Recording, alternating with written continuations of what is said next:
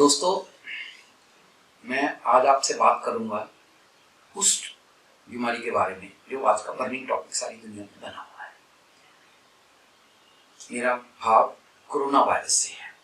Corona virus को आज WHO ने एक पैंडेमिक, एक ऐसी बीमारी जो सारी दुनिया को चपेट में ले ली है, वो डिक्लेयर कर दी है। रोज की रोज अपडेट्स आ रहे हैं, सारा सोशल मीडिया भरा पड़ा है। कोई एडवाइस दे रहा है, कोई वार्निंग दे रहा है। फियर साइकोसिस कंट्री में मैं देख रहा हूँ, पैनिक एक फैल रहा है। आज हम बात करेंगे वो 5 चीजें जिनके बारे में लोग मुझे अक्सर पूछते हैं। ये पैनिक बताने की जरूरत नहीं, जगह जगह पे लिखा गया है कि ये कोरोना वायरस जो है एक आम फ्लू की तरह होती है। खांसी, जुकाम, बलगम, सांस का चढ़ना, बुखार होना, सर दर्द होना, बॉडी एक्स होना और एडवांस स्टेज में यूरिन कम आना, सांस लेने में बहुत ज्यादा दिक्कत, ऐसे करके ये डिजीज होती है। दोस्तों, मैं सबसे पहले बात करना चाहूंगा मास्क के बारे में। मास्क के बारे में आज शहर में मास्क गायब हो गए हैं, गुम हो गए हैं, महंगे हो गए हैं। मास्क पहनने की जरूरत किसको है और कौन सा मास्क? मास्क पहनने की जरूरत मैं कहूंगा सबसे पहले उस इंसान को है जिसको थोड़ा बहुत भी खांसी, जुकाम, रेशा है, ताकि उसकी जो इन्फेक्शन है वो वातावरण में स्प्रेड ना करे। आम आदमी जो घर में रह रहा है, अपना काम कर रहा है, जहाँ पे किसी को जुकाम नहीं है, खांसी नहीं है, बुखार नहीं है, उसको मास्क पहनने की कोई जरूरत नहीं है। दूसरी जो एक और भ्रांति ये फैल रही है कि सिर्फ N95 मास्क का ही फायदा है, दूसरे मास्क का कोई फायदा नहीं। ये गलत है। आम इंसान के लिए जिसको खांसी जुकाम भी है या जो प्रिवेंशन भी लेना चाहता है, भी किसी को अपने एरिया में, अपने वर्क प्लेस पे, घर में खांसी जुकाम है, तो उसको आम जो सर्जिकल मास्क जिसको बोलते हैं वो डालना काफी अच्छा है। N95 मास्क उन हेल्थ केयर प्रोफेशनल्स के लिए है जो मरीजों के कांटेक्ट में आ रहे हैं, जो उनकी केयर कर रहे हैं, उनके लिए पूरी का पूरा प्रोटेक्टिव वेयर की जरूरत है। दोस्तों, मास्क पहनना अच्छा है। वैसे भी बिना कोरोना वायरस के भी मास्क पहनना अच्छी चीज है अगर किसी को खांसी जुकाम है। एक बात मैं और आपसे साझी करना चाहूंगा आगे बात करने से पहले। समय समय पर बहुत सारी बीमारियां ऐसी आई हैं जिनके साथ महामारियां भी फैली हैं, जो ये भी प्रेडिक्शन थी। किसी टाइम पे बर्ड फ्लू आया था, स्वाइन फ्लू आया था, पता नहीं कितने लोग। मैं ये भी कहता हूँ कि गलत है। किसी भी चीज से बचने के लिए उसके बारे में जानना बहुत जरूरी है, तभी आप बच सकते हो। जान के ही बच सकते हो। आंखें खुली रख के आप कबूतर जो है बिल्ली से बच सकता है, बंद करके। उसी सिलसिले में ये हम आज का वीडियो कर रहे हैं। इसके बाद एक बहुत बड़ी ये लोगों में गलतफहमी है सैनिटाइजर के बारे में, पर्सनल हाइजीन के बारे में। देखो, सफाई रखना वैसे जरूरी है। गंदी जगह पे हर तरह की जर्म्स जो है वो पनपते हैं। दूसरी चीज ये है कि हाथ की सफाई। सैनिटाइजर जी बाजार में गुम हो गए हैं। अरे, सैनिटाइजर से सोप ज्यादा बेटर है। हमारी जो भारत की प्राचीन परंपरा थी जिसमें हम 3 बार, मुझे याद है बचपन में हमें सिखाया जाता था कि 3 बार हाथ धो के हमने खाना खाना शुरू करना है। मेरा ख्याल है उससे ज्यादा साइंटिफिक कोई बात नहीं है। आज भी साबुन से हाथ धोना 2 या 3 बार ज्यादा बेटर है स्वाय इससे सैनिटाइजर से अकेले। ये पर्सनल हाइजीन बहुत इंपॉर्टेंट है। सफाई रखो, कपड़े साफ सुथरे रखो। एक और जो प्रॉब्लम लोगों में आज ही मुझे फोन आया, पैनिक है कि एकदम से देखना ये 330 से कितने 30,000 मरीज हो जाएंगे 2 दिन पहले। मैं ये कहना चाहता हूँ कि ये कोई एयरबॉर्न नहीं है, ये ड्रॉपलेट इन्फेक्शन है। जो रोगी है उसके अंदर से जो हम जब बात करते हैं, सांस लेते हैं, ड्रॉपलेट्स बिल्कुल छोटे छोटे काम जो नजर भी नहीं आते वो निकलते हैं। उनसे ये एक मरीज से दूसरे मरीज को होती है। ये ऐसा नहीं कि हवा में फैल गई है। दोस्तों, ये जो ड्रॉपलेट इन्फेक्शन है ये 1 मीटर, ज्यादा से ज्यादा बोल लो 2 मीटर तक है।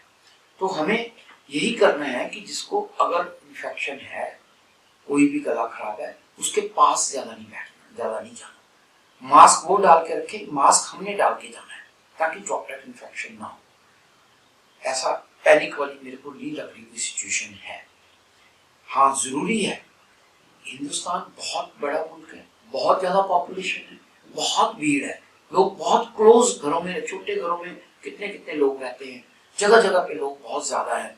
आप वेस्ट में जाओ तो लोग नहीं नजर आते, जहाँ पे तो हजारों में करे पड़े। तो भगवान ना करे अगर ये इन्फेक्शन फैलती है तो क्लोजनेस, प्रॉक्सिमिटी होने की वजह से ये इन्फेक्शन बहुत ज्यादा फैमिली कर रहा है। इसके बाद मैं बात करना चाहूंगा फूड के बारे में। बहुत तरह की भ्रांतियां आ रही हैं। नॉन वेज फूड का बात चल रही है कि नॉन वेज खाने से ये हो जाएगा, बट आज उसका कोई ताल्लुक नहीं है। नॉन वेज खाने से ये नहीं होगी, क्योंकि अगर है नहीं ना यहाँ पे नॉन वेज, मतलब अगर आप चिकन खाते हैं, मीट खाते हैं, कुछ भी खाते हैं, मैं नहीं ये कहता कि खाओ, पर अगर वो अच्छी तरह से कुक्ड है, वेल कुक्ड है, तो उससे इसका होने का चांस नहीं है। मैं यही चाहूंगा कि हाइजीनिक खाना खाओ, इसका वेजिटेरियन के साथ उसके साथ नहीं। हाँ, खाना खाना जरूरी है। इम्यूनिटी की बात कर रहे हैं हम आज। इम्यूनिटी अगर बॉडी की ज्यादा, इम्यूनिटी क्या है? इम्यूनिटी शरीर की इन्फेक्शन से लड़ने की ताकत को हम इम्यूनिटी बोलते हैं। किसी भी बीमारी के लिए, चाहे वो ट्यूबरकुलोसिस है, चाहे वो वायरस इन्फेक्शन है, चाहे वो गैस्ट्रोएंटेराइटिस है, पेट खराब होता है। इसका सिंपल उदाहरण है, 4 लोग खाना खाते हैं कई बार, 2 को पेट खराब हो जाता है, 2 का नहीं होता। इसका ये मतलब नहीं है, खाना तो एक ही आया, सबने खाया, एक ही टोंगे से खाना खाया। इसका मतलब ये है कि जो 2 थे उनकी इम्यूनिटी ज्यादा थी, जो इन्फेक्शन अंदर गई है उसको इम्यूनिटी थी उसने कंट्रोल कर लिया। तो दोस्तों, इम्यूनिटी बढ़ाने के लिए समय पे खाना खाओ, हाई प्रोटीन डाइट लो, vitamin C, zinc, B complex रोज लेना शुरू कर दो, उसका वैसे भी कोई नुकसान नहीं है। अच्छी डाइट खाओ, जंक फूड मत खाओ, फ्राइड फूड मत खाओ। जो तला हुआ खाना बार बार तला, वो इम्यूनिटी को डाउन करता है। एंटीऑक्सीडेंट्स ले लो, सिंपल से ये फ्रूट खाओ, 1 या 2 फ्रूट रोज खाने शुरू कर दो, दूध पियो, दूध में भी इम्यूनिटी है। सो ये जो फल है, जो फल, सब्जियां, दूध, दही, पनीर, सारा कुछ, दालें, जो हम ट्रेडिशनली हम नॉर्थ इंडिया में खाते हैं, वो सारा कुछ इम्यूनिटी को बढ़ाता है। इसके अलावा मैंने बोला vitamin C, zinc, B complex और एंटीऑक्सीडेंट्स आप ले सकते। बात अब मैं करना चाहूंगा जो चीज की जहां पंजाब में हर बात में आती है, वो है अल्कोहल। ये मेरे को सुनने में आया, लोग कहते हैं कि डॉक्टर साहब अल्कोहल जो है उससे जर्मसीन मर जाते हैं। बात तो बुरा ना मनाना, ये वही है, पीने वालों को पीने का बनाना चाहिए। अल्कोहल का कोई कनेक्शन नहीं इसके साथ कि ये मर जाएंगे जर्मसीन। बट फ्राइड ना हो, आप साथ में अवॉइड करो, हेल्दी फूड खाओ, सैलड जिसने भी लेनी। मैंने एयरबॉर्न की बात करी, मैंने मास्क की बात करी, मैंने बात करी खाने के लिए, मैंने बात करी इम्यूनिटी की, मैंने बात करी अल्कोहल की। मैं ये आपको बताना चाहता हूँ कि कोरोना वायरस एक नई तरह की वायरस आई है। बहुत सारी दुनिया में बहुत साइंटिस्ट, बहुत वैज्ञानिक लगे हुए हैं इसकी वैक्सीन ढूंढने के लिए। चाइना जहां से शुरू हुई है वहां भी ये कंटेन होने की खबरें आ रही हैं। बाहर से जितने भी इंडिया में लोग आए हैं वो फॉरेन से आए हैं, फॉरेन ट्रैवल के, चाहे फॉरेनर थे चाहे इंडियन थे, बाहर से वो लेके आए हैं। इसलिए मैं ये चाहता हूँ कि हम सब ख्याल रखें कि अपने आसपास कोई आदमी पिछले 1 महीने में, खास करके चाइना, इटली, जर्मनी, ईरान, इन देशों से तो नहीं आया है। इसका ध्यान रखें। खुद ही उन लोगों को जो वहां गए हैं उनको अपने आप को सेपरेट कर लेना चाहिए। आप अननेसेसरली फॉरेन ट्रिप जो है, कोई घूमने का है, उसका प्रोग्राम मत बनाइए। बहुत मस्ट है तो जाने की सोचिए। गवर्नमेंट ने बहुत अच्छे मेजर्स लिए हैं, जगह जगह एजुकेट कर रही है, लोगों को इन्फॉर्मेशन दी जा रही है और सारे वीजास कैंसिल करती है। आई थिंक ये गवर्नमेंट का एक एप्रिशिएट करने वाला स्टेप है। दोस्तों, कोरोना वायरस एक त्रासदी है, एक नई उभरी हुई ऐसी बीमारी है जो जल्द फैल सकती है, पर ये इंसान से इंसान को फैलती है। अगर हर इंसान जिसको कोल्ड है वो ध्यान रखे तो मैं समझता हूँ कि दूसरे इंसान को नहीं होगी। इससे घबराना नहीं है, इसको भगाना है। मेरी बात याद रखना। मैं डॉक्टर बलराज गुप्ता, रतन हॉस्पिटल से आप सबकी हेल्थ के लिए शुभकामना देता हूँ। जगह जगह पे बहुत सारी साइट्स हैं जिनमें आप जान सकते हैं, मेडिकल साइट्स हैं। दोस्तों, कोरोना को भगाना है और ये हमारे हाथ में है।